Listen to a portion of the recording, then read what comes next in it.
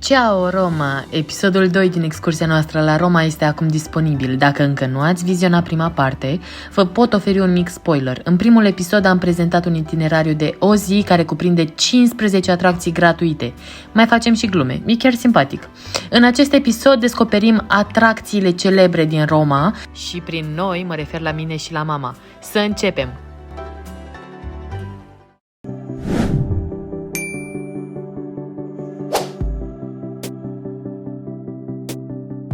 La Città Eterna sau orașul etern, locul care te invită să visezi la gloria Imperiului Roman de mult apus. Am achiziționat biletele online pentru a vizita Coloseumul, una dintre minunile lumii moderne, împreună cu Forul Roman și Dealul Palatin. Recomand plata unei taxe suplimentare pentru a beneficia de bilete Skip the Line. Site-ul de pe care noi le-am cumpărat a fost Tickets, dar mai sunt și alte site-uri sau aplicații, precum Get Your Guide.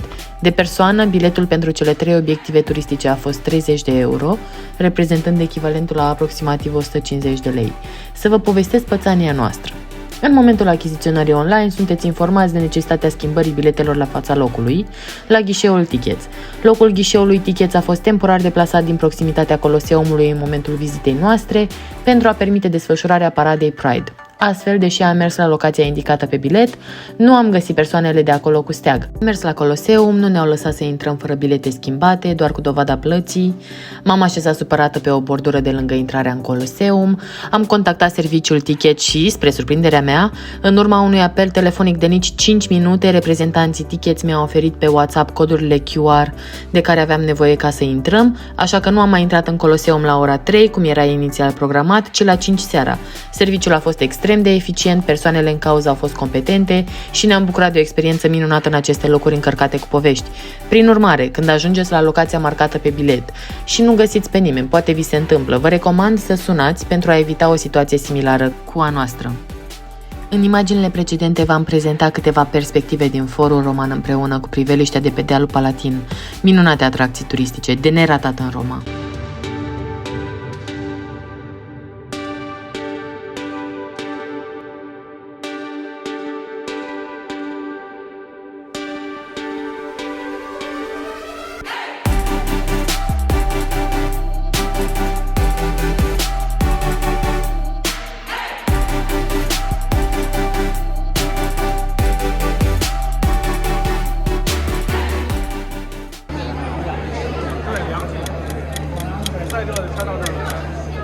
Zece cozi mai târziu, o nouă coadă. 10 controale de securitate.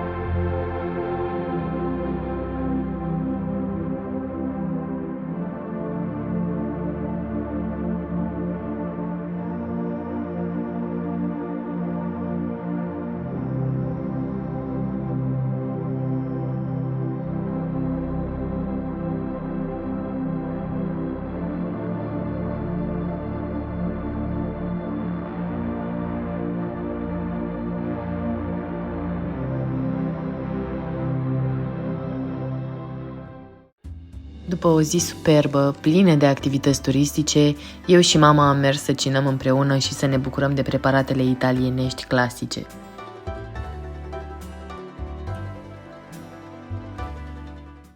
În episodul anterior v-am prezentat succint camera de hotel de care am beneficiat, o cazare pe care o recomandăm prin prisma locației și a condițiilor. Micul dejun este inclus în preț și stați să vedeți terasa.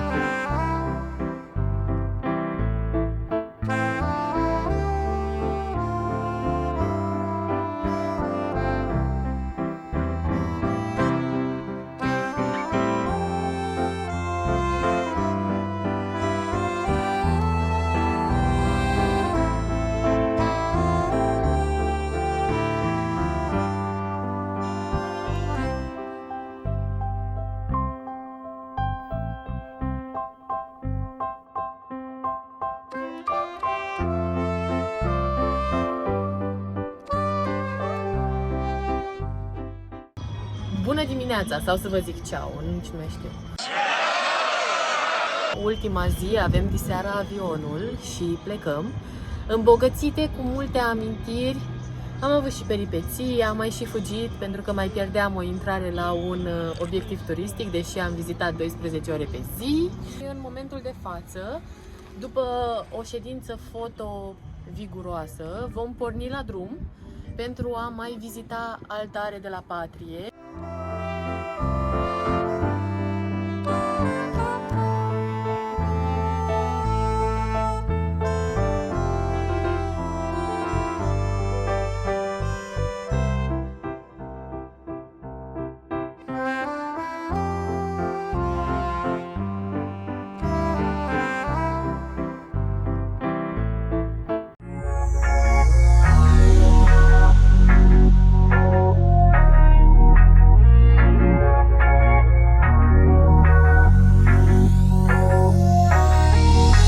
Toată ziua au făcut scandal păsările astea exotice din această regiune.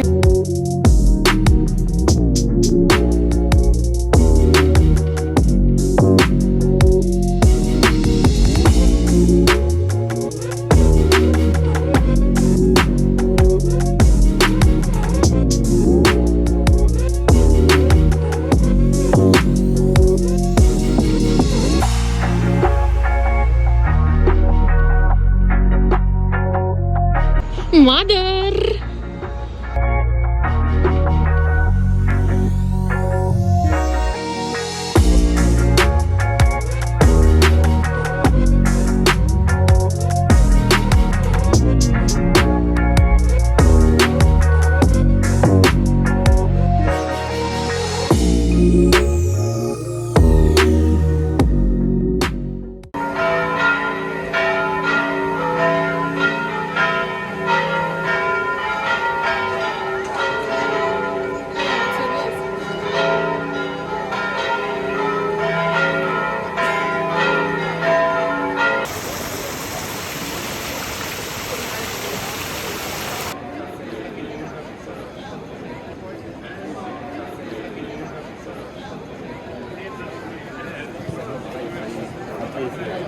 Mama, ce avem aici?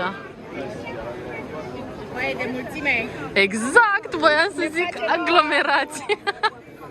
Toată această piață E plină de turiști care vor să facă același lucru ca și noi. Să intrăm în Panteon. aceasta este coada, gratuit, un obiectiv turistic gratuit la care trebuie să vă înhămați cu răbdare. Multă.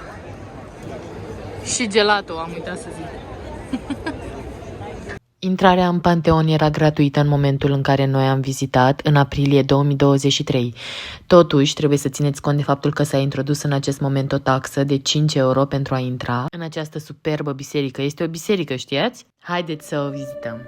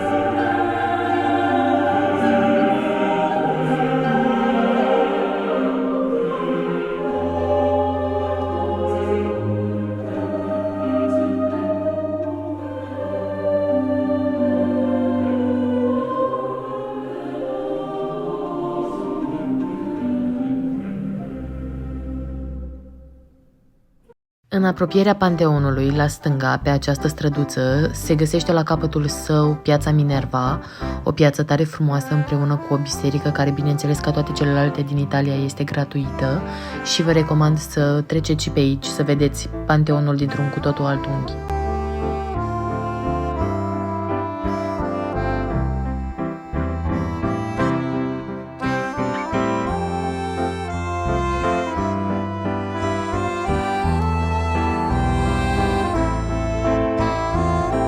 vestea frumoasă pe care o am pentru voi este faptul că puteți vizita gratuit altarul Patriei. Intrați chiar prin față și mergeți până pe terasă, este gratuit și aveți o priveliște superbă asupra pieței Veneția.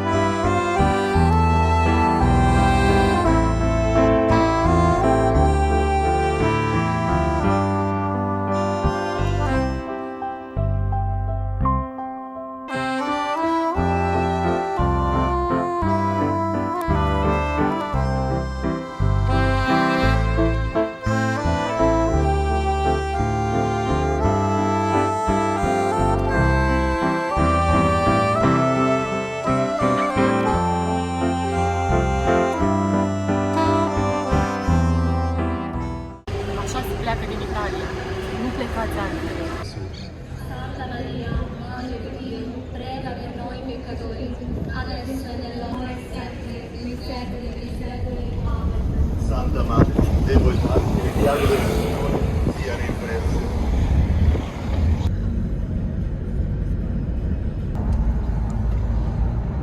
Bună ziua! Ciao! Bela. Cum a fost experiența? Mi-a plăcut. Mi-a plăcut foarte mult. Aștept următoarea destinație. Deocamdată mi-e dor de costel. Vreau la Vaslui. Curând. Vă pup. Noi plecăm și ploaia vine. Sper să mai putem decola. Plecăm obosite, rău de tot. A venit și ploaia. Nu ne pare rău, pe noi nu ne-a prins. Noi plecăm acasă la noi unde plouă, dar măcar e ploaia noastră. La revedere, Roma! Pa, pa.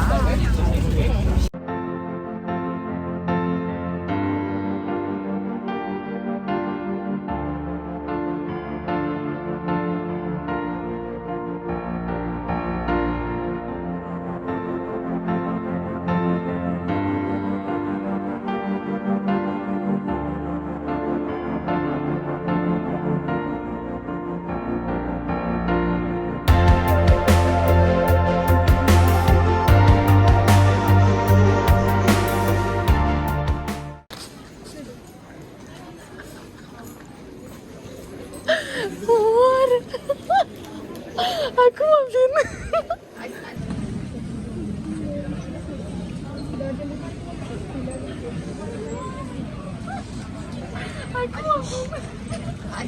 Nu mă așteaptă.